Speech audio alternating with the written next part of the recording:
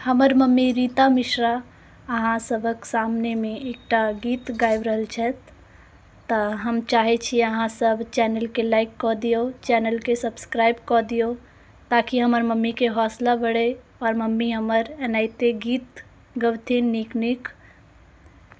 Thanks for watching my video.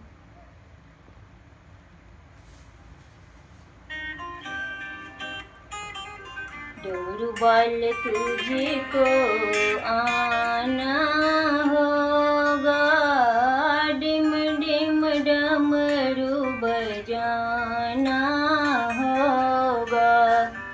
डमरू बाल बाबा तुमको आना होगा, डिम डिम डमरू बजाना होगा।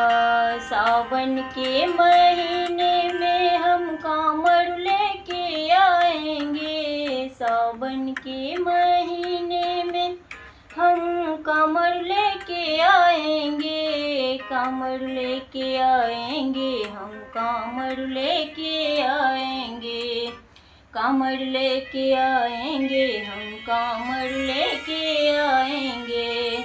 कांवड़ को पार लगाना होगा, डिम डिम डमरू बजाना होगा।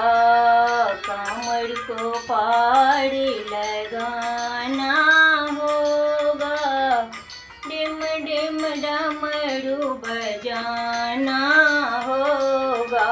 डमरू वाले बाबा तुमको आना होगा, डिम डिम डमरू बजाना होगा।